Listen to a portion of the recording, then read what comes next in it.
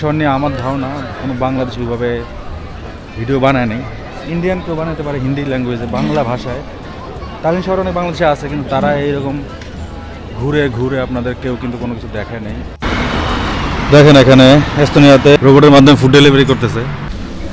হাঁটতে হাঁটতে এরকম একটা জায়গায় আসছে। এখানে দেখেন একটা শয়তান আছে, শয়তানের মাথা নাই। এই ওল্ডটাউনটা একটু ভিন্ন, কারণ কি এই ওল্ডটাউনটা উঁচু নিচু। একটা আপনারা বুদাপেস্টে, হাঙ্গেরিতে যারা গেছেন তারা জানেন বুদাপেস্টের রাস্তাগুলো ওল্ডটাউনটা কিন্তু এরকম উঁচু নিচু ঢালু। এখানে অবাক্যর কিছু কাহিনী দেখতেছি। এখানে মেয়েরা পর্যন্ত ফুড ডেলিভারি করে এবং এটা দেখেন খুবই নর্মাল। সোভিয়েত অঞ্চল থেকে কিন্তু অনেকগুলো দেশ স্বাধীন হয়েছে। যে কটা দেশ স্বাধীন হয়েছে সবচেয়ে বেশি বর্তমান সময়ে আগাইছে সেই দেশটার নাম হলো এস্তোনিয়া। প্রযুক্তি কোন লেভেলে আসছে এটা আপনারা এস্তোনিয়াতে আসলে বুঝতে পারবেন। অনেকে অবশ্যই এই শহরকে জুরিকের সাথে তুলনা করে, বা জেনেভা, সুইজারল্যান্ড। এখানে দেখতেছেন ইন্ডিয়ার পতাকা উঠতেছে, সম্ভবত এটা ইন্ডিয়ান রেস্টুরেন্ট। রেস্টুরেন্টের নাম হলো মহারাজা। এখানে দেখি সবাই আন্ডারগ্রাউন্ড ঢুকতেছে, এটার ভিতরে কি আছে এটি দেখে আসে। এখানে শর্টকাটে নামার রাস্তা অনেক পুরানো, এগুলো সব পাথরের, অনেক মজবুত। কোন ভাষায় কথা বলতেছে প্রথমে এটা জিজ্ঞেস করছিলাম, পরে বলতেছে আমি রাশিয়ান ভাষায় কথা বলতেছি। আমি বললাম তুমি রাশিয়া থেকে আসছো এখানে? পরে বলছেন ওই দেখেন এস্তোনিয়া ট্রাম যাচ্ছে। আসসালামু আলাইকুম বন্ধুরা, আপনারা কেমন আছেন? নতুন একটা ভিডিওতে আপনাদের স্বাগত। আমি আছি এখন এস্তোনিয়ার রাজধানী তালিনে। আর কালকে রাত্রে আমি যে হোস্টেলটা অবস্থান করছিলাম এটা হলো সেই হোস্টেল। অনেক বড় হোস্টেল, দেখেন ওইখান থেকে শুরু, এইখান থেকে এই পর্যন্ত। আবার এই যে পিছনে এখানে হলো মূলত এই যে আড্ডা দেওয়ার জায়গা, সিগারেট টিকেট কফি টফি খাওয়ার জন্য এলো ওপেন স্পেস। কম না হলেও মানে 100 রুম হবে ভিতরে, এতগুলো রুম। কিছু রুম আছে হোস্টেলের জন্য, মানে ডরমেন্টারি টাইপের, এক রুমে অনেকগুলো লোক থাকে। আর কিছু রুম আছে প্রাইভেট রুম, যেখানে 2 জনের বা 1 জনের ফ্যামিলি এরকম টাইপের রুম আছে। তারপরে এটা স্বয়ংসম্পূর্ণ হোস্টেল বা হোটেল যেটাই বলেন। তো কালকে রাত্রে আমি যে হোটেলে বুক করছিলাম ওই হোটেলের মালিক একই মালিক। তো ওইখানে হলো রাত্রেবেলা ওদের কোনো লোক থাকে না, ওটা ক্লোজ করে দেয়। এই জন্য আমাকে মেসেজ দিয়েছিলো যে রাত 12টার পরে এখানে আসার জন্য।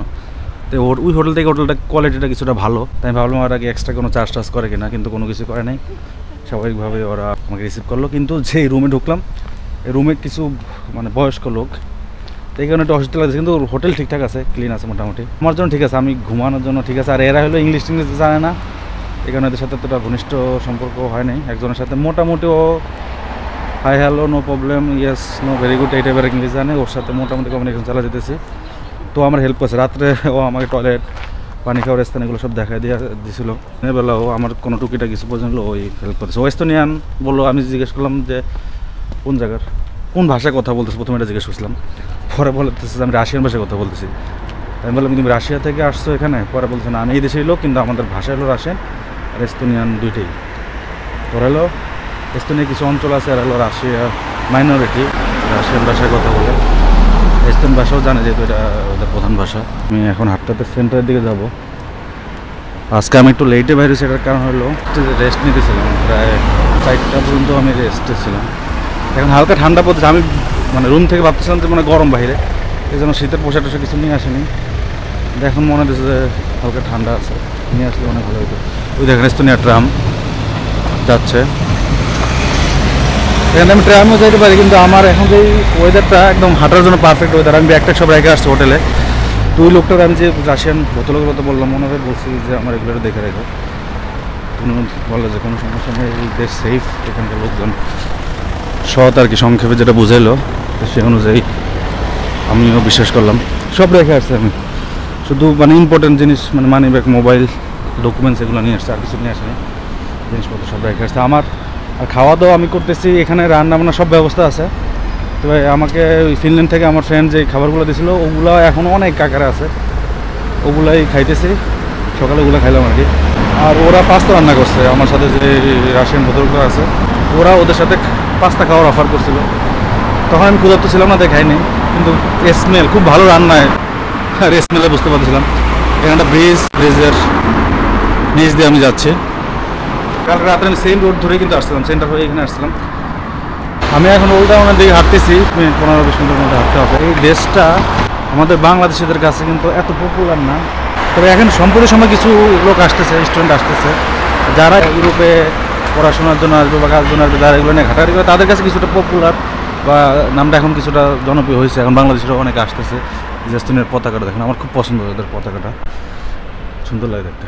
রাশিয়ার সাথে এদের বর্ডার আছে, তারপরে লাটভিয়ার সাথে বর্ডার আছে। লাটভিয়া দেশটা মানুষের কাছে বাংলাদেশের কাছে এতটা পপুলার না বর্ডার। আর ফিনল্যান্ডের সাথে সাগর পথে, কালকে তো দেখলেন আমি ফিনল্যান্ড থেকে আসতেছিলাম। তো এই হলো এই দেশের ভৌগোলিক অবস্থান। বর্তমানে এই দেশটা ইউতে জয়েন করছে, এরা এদের মুদ্রা ইউরো, এবং এরা কিন্তু একসময় সোভিয়েত অঞ্চলের সাথে সম্পৃক্ত ছিল। সোভিয়েতের যে বিশাল সাম্রাজ্য ছিল সেখানে এস্তোনিয়াও একটা পার্ট বহন করতো।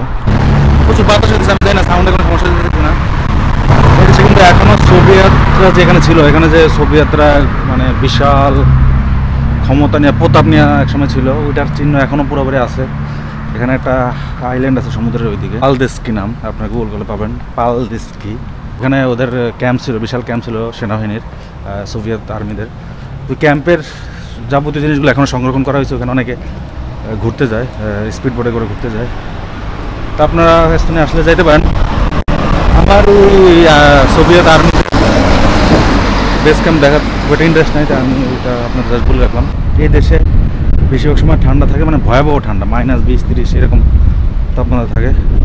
গরমটা খুব কম। এখন তো পিওর সামার চলতেছে, এখনও এখানকার আবহাওয়া খুব একটা ভালো না, এখনও হালকা ঠান্ডা লাগতেছে, মানে এরকম অবস্থা। যখন উইন্টার থাকে ভয়াবহ অবস্থা এখানকার লোকজনের, জীবন পুরা তেজপাতা যেটা বলে। তো এখানকার লোক ইউজ টু এইসব ঠান্ডার সাথে। আর এখানকার লোক এই জন্য এস্তোনিয়ান ভদকা খুব পপুলার। তো এস্তোনিয়ার লোক প্রচুর ভদকা খায়, ওইখানে ভদকার দাম কম। যাই হোক, যারা জানেন না ভদকা কি তাদের জানার দরকার নেই। এখানে সামনে দুর্গ দেখতে পাচ্ছেন, দুর্গের উপরে এস্তোনিয়ার পতাকা উঠতেছে, আর মাঝখানে একটা চার্চ দেখা যাচ্ছে। আমার খুব টায়ার্ড লাগতেছে, কেন আমি জানি না, বেশিক্ষণ অনেকক্ষণ বিশ্রাম করার কারণে মনে হয়। তো আমি ওয়েট করতেছিলাম দিনের বেলা। এখানে যে রোদটা প্রচুর তাপ থাকে, এই তাপটা চলে গেছে, এখন আবহাওয়া হালকা ঠান্ডা, এখন পারফেক্ট আমি বেরিয়েছি। কিন্তু এখনও ভালো রোদ আছে, আপনি ক্যামেরা দেখলে বুঝতে পারবেন এখনও পুরোপুরি রোদ আছে এখনও। এই জন্য আমি ইচ্ছে করে বেরোনি, কারণ আমি জানি যে এখন ওল্ড আমার বাসা থেকে যেহেতু কাছাকাছি, তাহলে আমি 1-1.5 ঘন্টা 2 ঘন্টার ভিতরে মোটামুটি জায়গাটা পুরো কভার করতে পারবো। তাই আর ওই দিনের বেলা বের হয়নি। আর একটু টায়ার্ড লাগতেছিল, কালকে রাত যেহেতু অনেক রাত্রে আসছি বাসায়। এই দেশ সম্পর্কে আমরা খুব একটা যাই না, এই দেশ সম্পর্কে আমাদের বিশেষ করে আমাদের বাংলাদেশের ধারণা খুবই কম। তবে 7ম শতক থেকে এই দেশের অনেক ইতিহাস খুঁজে পাওয়া যায়, কারণ ওই সময় 7ম শতকের পর থেকে এখানে ইউরোপের যে বড় বড় পাওয়ারফুল দেশগুলো, জার্মানি বলেন, পোল্যান্ড বলেন, ডেনমার্ক, সুইডেন, তারপর রাশিয়া, এরা সবাই কম বেশি এই দেশটার উপরে অত্যাচার চালায়। এই গ্রুপ দখল করে আরেক গ্রুপ দখল করে, এভাবে আর কি দেশটার উপরে সবাই অত্যাচার চালিয়ে থাকে। দখল যে খেলা, এটা চলতে থাকে। তবে 1918 সালে দেশটা এসবের হাত থেকে মুক্তি পায়, স্বাধীন দেশ হিসেবে যে ভূখণ্ড সেটা পায়। তারপর যদিও এটা বেশি দিন এরা এভাবে স্থায়ী ছিল না, তারপর আবার বিপদে হাজির হয়। 1940 সালে রাশিয়া এই এস্তোনিয়াকে আবার দখল করে, সহিংস আকারে দখল করে, প্রচুর লোক এখানে হতাহত হয়। তারপরও দ্বিতীয় বিশ্বযুদ্ধের পরে আপনারা জানেন যে সোভিয়েত যখন ভাঙে 1991 সালে, তখন হলো এই বড় আকারে বিপ্লব হয়। এই বিপ্লবটা ছিল গানের বিপ্লব বলা হয়, রেভলিউশন অফ সংস, মানে পুরোপুরি অহিংস। এখানে শুধু মানুষ মিউজিক বা গান বা বাদ্য বা কবিতা, মানে এইভাবে এই বিপ্লবটা ঘটানো হয়। সব লোক ওই ইয়াতে একত্রিত হয়, মানে এটাকে সাপোর্ট করে, এবং এই বিপ্লবটা সংগঠিত হয়, এবং এরা কিন্তু আবার স্বাধীন হয়। এবং পুরা এই স্বাধীন প্রসেসটা, এস্তোনিয়ার পুরো স্বাধীন প্রসেসটা 1991 সালে যে সেকেন্ড টাইম আবার স্বাধীন, 1918 সালের পরে যে আবার স্বাধীনতা অর্জন করে তারা, পুরোপুরি অহিংস একটি বিপ্লব ছিল। এবং এটা পৃথিবীর বুকে অন্যতম একটা ইতিহাস রচিত হয়। এখানে দেখতেছেন একটা পার্ক, পার্কের সাথে এখানে হলো একটা উঁচু জায়গা, এখানে একটা কেল্লা, ফোর্টও বলতে পারেন, ইংলিশে ফোর্ট বলে। 1991 সালে স্বাধীনতার পর 1994 সালে রাশিয়ানরা সকল আর্মি পুরোপুরি এখান থেকে উইথড্র করে ফেলায়, পুরোপুরি নিয়ে যায়। এরপর থেকেই মূলত এস্তোনিয়ার উত্থান শুরু। এই সোভিয়েত অঞ্চল থেকে কিন্তু অনেকগুলো দেশ স্বাধীন হয়েছে। যে কটা দেশ স্বাধীন হয়েছে, সবচেয়ে বেশি বর্তমান সময়ে আগাইছে সে দেশটার নাম হলো এস্তোনিয়া।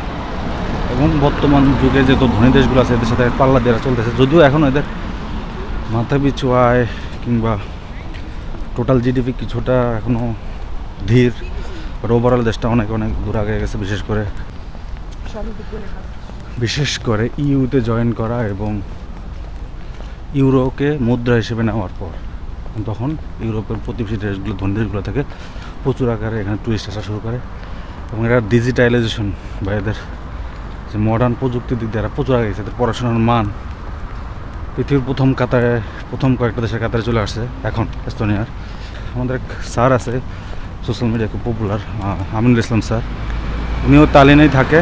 আমি যে শহর এখন হাঁটতেছি মানে দেখবেন ওনার অনেক গল্পে দেখবেন এই তালিন শহর ফুটে ওঠে। তালিন শহরের সমুদ্রের পাড়ের গল্প, বাল্টিক সমুদ্রের, তারপর তার এখানকার পড়াশোনার মান, তারপর তার স্টুডেন্ট। তো আপনারা তো অবশ্যই জানেন যদি তাকে চিনে থাকেন আর কি। তো এই হলো সেই তালিন শহর। হাঁটতে হাঁটতে আমরা একদম ওল্ড টাউনের কাছে চলে আসছি। আর এই তালিন শহরটা কিন্তু ডিভাইডেড আছে, কিছু কিছু অঞ্চল খুবই ডেভেলপড মানে মডার্ন বিল্ডিং, আর কিছু অংশ যেমন পুরাতন যে এরিয়াটা আমি ওইখানে আছি। এখানে একটা পাহাড় আছে, এই যে আমি যে উঁচু জায়গাটা আপনি খেয়াল করতেছেন কিনা, এখানে কিন্তু নিচু, আর আমি যেখানে হাঁটতেছি এটা কিন্তু একটু উঁচু জায়গা। এটা হলো একটা পাহাড়ের উপরে, পাহাড়ের নাম হলো তাম্পিয়ান পাহাড়। এখানে কিন্তু অনেকগুলো গলি আছে, দেখতে পাচ্ছি এই যে ছোটো ছোটো গলি। আমি আরও ভিতরে যাবো বাম পাশে। এখন এই গলিগুলো হলো পাথরের তৈরি, পুরোপুরি পাথরের তৈরি, এবং এগুলো সব হলো মধ্যযুগের, মোটামুটি ভালোই পুরাতন। এবং এটা কিন্তু এখানকার যে অথরিটি আছে, গভর্নমেন্ট প্লাস যারা এসব নিয়ে আগ্রহী, তারা কিন্তু এটাকে পুরোপুরি সংরক্ষণ করছেন যাতে ভবিষ্যৎ প্রজন্ম এগুলো নিয়ে জানতে পারে বা এখানকার ইতিহাস সম্পর্কে ভালোভাবে জানতে পারে, এদের যে রক্তাক্ত ইতিহাস। আর 1997 সালে এই অঞ্চলটাকে আমি এখন যেখানে হাঁটতেছি এটা কিন্তু ইউনেস্কো ওয়ার্ল্ড হেরিটেজ হিসেবে এটাকে স্বীকৃতি দান করেছে। দেখেন এখানে কিন্তু কী কী আছে এটা সম্পর্কে বর্ণনা দেওয়া আছে, কত সাল থেকে কত সাল পর্যন্ত। এটা আবার 1980 সালে, সরি 1380 সালে, অনেক পুরাতন। অনেকে অবশ্যই এই শহরকে জুরিকের সাথে তুলনা করে, বা জেনেভা, সুইজারল্যান্ডের জুরিক, জেনেভা আপনারা অবশ্যই জানেন বিখ্যাত শহর। আমরা নিচে যাব কারণ এখান থেকে আমি ভালোভাবে দেখতে পাচ্ছি না।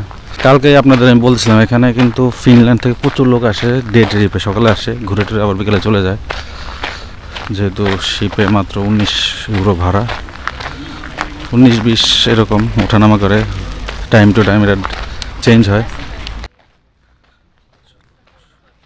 এই তালিন শহরে মাত্র 4,30,000 লোক বসবাস করে। ছোটো শহর। কালকে আমি যতদূর পথ হাঁটলাম না, আপনার অন্ধকার ছিল, ভালোভাবে দেখতে পাইনি। ওইখানে আমি মোটামুটি শহরে একটা অংশ দেখে পাচ্ছি। ওই জায়গাটা খুব মডার্ন ছিল, আপনারা যে সাগরের এরিয়াটা, সাগরের যে টার্মিনালটা ছিল ওইখানে ডেভেলপ ছিল। দেখেন এখানে কত সুন্দর একটা চার্চ। হাঁটতে হাঁটতে এরকম একটা জায়গায় আসছে, এখানে দেখেন একটা শয়তান আছে, শয়তানের মাথা নাই।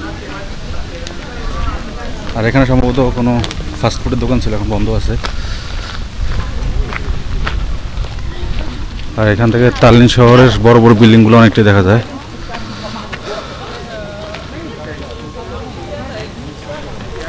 আর এই দেশের আয়তন হলো 45,000 সামথিং বর্গ কিলোমিটার।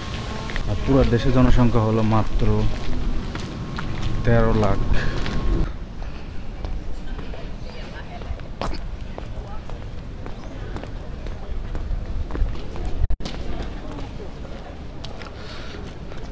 বন্ধুরা আমরা ওল্ড টাউনে আছি, দেখেন মোটামুটি লোকের ভিড় এখানে। যে আমি ইউরোপের যেই শহরে যাই সেখানে আমি এশিয়ান এই লোকদের দেখতে পাই যারা এরকম গ্রুপে গ্রুপে ঘুরতে আসে, চায়না থেকে, জাপান থেকে, কোরিয়া থেকে, আমি জানি না, কিন্তু আমি যেখানেই গেছি এরকম গ্রুপ আমি দেখছি, বেশিরভাগ বৃদ্ধ লোক, অবিশ্বাস্য।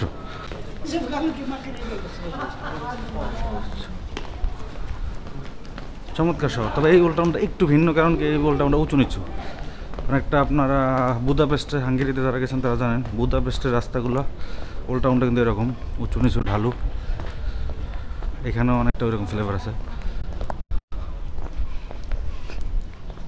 এখানে একটা গলিতে নামতেছি, এখানে বাম পাশে কিছু রেস্টুরেন্ট দেখতেছি স্মল, তবে যে উঁচু নিচু। আমি এখন নিচের দিকে ঢালুর দিকে নামতেছি। এখানে একটা টাউন হল আছে, আমি টাউন হলের দিকে যাবো, কারণ ওইটাও একটা হিস্টোরিক্যাল ল্যান্ডমার্ক বলতে পারেন।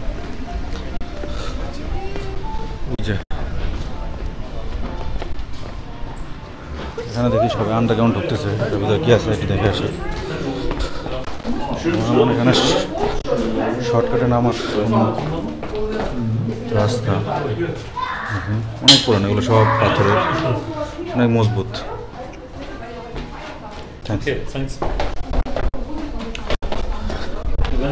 এই জায়গাটা দিয়ে হাঁটতে ভালো লাগতেছে, শর্টকাটে নামার পথ এটা। এখানে ছোটো ছোটো দোকান আছে, এখানে ছোটো ছোটো গলি। এখানে এটাই সম্ভবত টাউন হল। আমি টাউন হলের দিকে যাবো এখন, যেখানে এখানে অনেক জুয়েলারি বিক্রি করতেছে।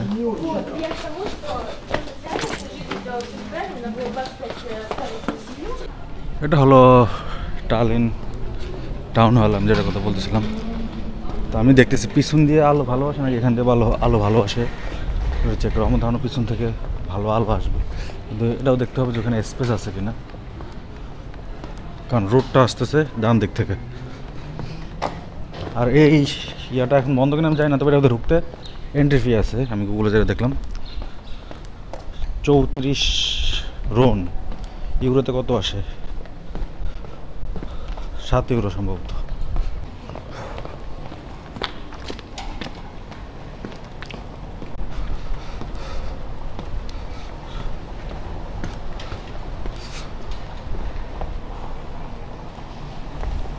এখানে কিছু মানুষ দেখতেছি, এখানে অনেক লোক ভিড় করছে। আমার ধারণা এখান থেকে ভালো ছবি আসবে না, কারণ এখানে গাছ আছে প্রচুর। এখানে বাচ্চাদের প্লে গ্রাউন্ড, প্রচুর বাচ্চা এখানে খেলতেছে, সবাই খুব উত্তেজিত। এখানে বিভিন্ন বিল্ডিংয়ের সাথে বিভিন্ন বিল্ডিংয়ের সামঞ্জস্য দেখতেছি, যেন আমি কনফিউজ হয়ে যেতেছি আমার ইনফরমেশন কারেক্ট কিনা। আচ্ছা, আমি গুগলে দেখে আবার হাঁটা শুরু করি। এই বিল্ডিংটাও কোনো ঐতিহাসিক বিল্ডিং আমার মনে হচ্ছে। এখানে দেখতেছেন ইন্ডিয়ার পতাকা উঠতেছে, সম্ভবত এটা ইন্ডিয়ান রেস্টুরেন্টের নাম হলো মহারাজা। 100% শিওর, সম্ভবত না। আর এখানে এস্তোনিয়ার পতাকা উঠতেছে।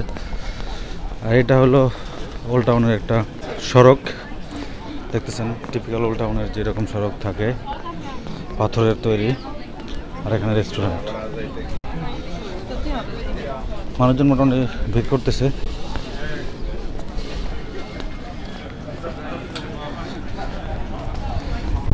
তবে অনেকটা ভিন্নতা আছে, টিপিক্যাল যে এই ধরনের ওল্ড টাউন দেখতে আমরা অভ্যস্ত, কিছুটা ভিন্নতা আছে।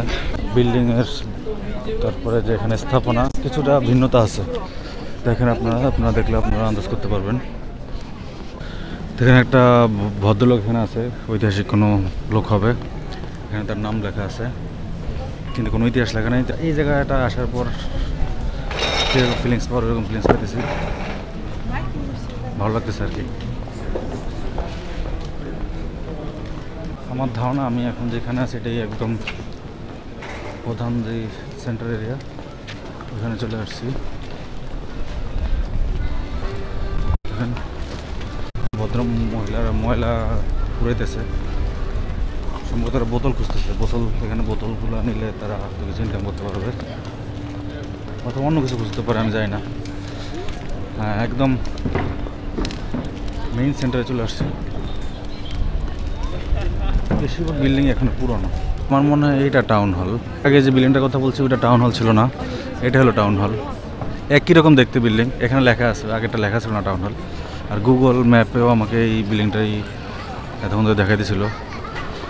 আচ্ছা, এদিকের ভিউটা হলো ঠিক এরকম। পুরা এরিয়াটা আমি নিতেছি এখন।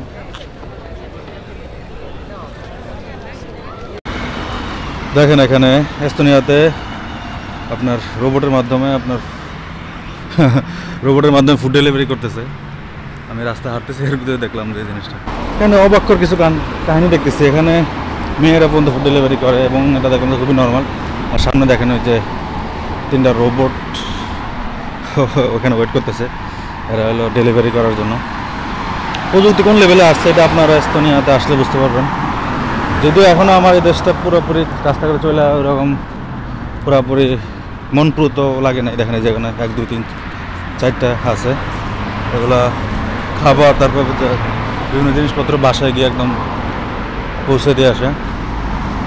তো এদের ইনফ্রাস্ট্রাকচার আর কি আমার কাছে একদম মনপ্রুত হয় না, ভালো লাগে না এত। যেটা ফিনল্যান্ড অনেকটা পারফেক্ট ছিল। এখানকার বিল্ডিং মডার্ন আছে, আবার কিছু জায়গায় খুব পুরাতন। তবে এরা টেকনোলজিতে অনেক আগে আছে, এটা সত্য। একা একা সাইডে ঘুরে ঘুরে সেলফি তুললাম, যেদিকে তাকে সব লোকজন আমাদের তাকে আছে অদ্ভুত দৃষ্টিতে যে সেলফি তুলতেছি একা একা। কিন্তু এখন যদি আমি খুব একটা শাই ফিল করি তাহলে কিন্তু আমার কোনো ছবি তোলা হবে না। অত চমৎকার জায়গায় ছবি তুলতে না পারে, যেহেতু আমি একা, সেটা আমাকে নিজেরা নিজে তুলতে হবে অথবা আরেকজনকে রিকোয়েস্ট করতে হবে। আমার আমি যে ক্যামেরাতে ভিডিও করছি সেই ক্যামেরা দিয়ে আমি ছবি তুলতেছি। এই ক্যামেরা ফাংশনাল এত জটিল, কাউকে যে বলবো সেটাও একটু কঠিন। দেখা গেলো তাদেরকে শিখাইতে হবে কীভাবে ছবি তুলতে হয়, এটা একটা বড় ধরনের প্রবলেম। যাই হোক, আশা করি এস্তোনিয়াতে তালিন শহর আপনাদের খুব খুব পছন্দ হয়েছে। এবং তালিন শহর নিয়ে আমার ধারণা কোনো বাংলাদেশ ওইভাবে ভিডিও বানায় নেই। ইন্ডিয়ান কেউ বানাতে পারে হিন্দি ল্যাঙ্গুয়েজে, বাংলা ভাষায়। তালিন শহর অনেক বাংলাদেশে আছে, কিন্তু তারা এইরকম ঘুরে ঘুরে আপনাদের কেউ কিন্তু কোনো কিছু দেখায় নেই, আমি নিশ্চিত। যাই হোক, আশা করি সবার ভিডিওটা ভালো লাগছে। চ্যানেলটাকে অবশ্যই সাবস্ক্রাইব করে দিন। সামনে আরও ইন্টারেস্টিং ভিডিও আসবে। আর সেই পর্যন্ত সবাই ভালো থাকুন, সুস্থ থাকুন। আল্লাহ হাফেজ।